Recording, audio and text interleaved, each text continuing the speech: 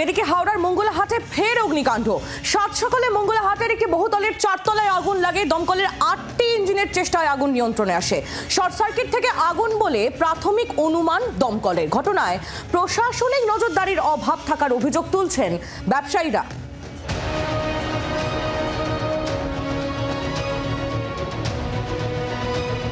2023 সালে পরপর দুটি ভয়াবহ অগ্নিকাণ্ডের ঘটনা ঘটেছিল। অগ্নিকাণ্ডের জেরে ব্যাপক ক্ষতির মুখে পড়েছিলেন ব্যবসায়ীরা।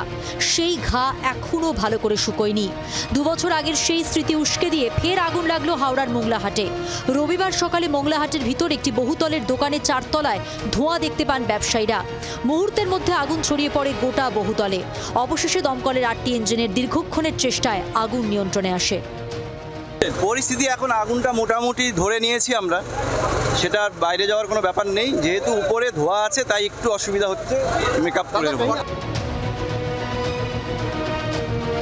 মঙ্গলাহাটে বারবার অগ্নিকাণ্ড নিয়ে প্রশাসনিক নজরদারির অভাব রয়েছে বলে অভিযোগ ব্যবসায়ীদের। অভিযোগ, নিয়মের তোয়াক্কা না করেই যত্রতত্র গজিয়ে উঠেছে দোকান বাজার। মঙ্গলাহাটের যে বহুতলে আগুন লাগে তার আশেপাশে 200রও বেশি ছোট ছোট দোকান ও গোডাউন থাকায় আগুন ছড়িয়ে পড়ার আশঙ্কা ছিল। সেই কারণেই রবিবার আগুন নেভাতে গিয়ে হিমশিম খেতে হয় দমকলকে।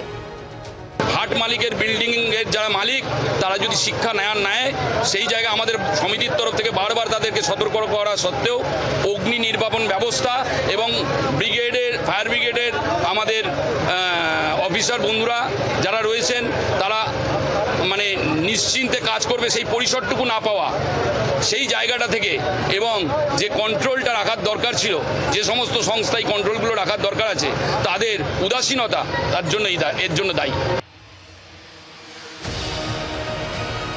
অগ্নিকাণ্ডের পর পরিস্থিতি খতিয়ে দেখতে ঘটনাস্থলে যান মন্ত্রী অরূপ রায়। কি কারণে আগুন লাগলো তা খতিয়ে দেখার নির্দেশ দেন মন্ত্রী।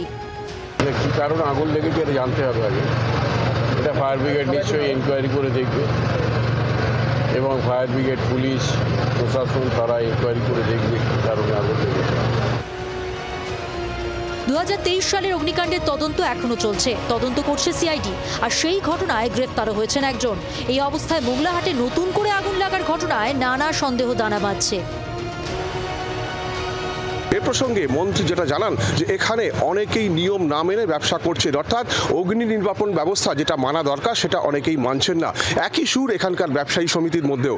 এবং তারা যেটা জানাচ্ছেন যে এখানে প্রশাসনের এবং দমকলের একটা নজরদারির অভাব রয়েছে এবং এই নজরদারি যদি বাড়ানো না হয় তাহলে ভবিষ্যতে আবারও এই মঙ্গলাহাটে অগ্নিকাণ্ডের ঘটনা ঘটবে। জি 24 ঘন্টার জন্য দেবব্রত ঘোষ, হাওড়া।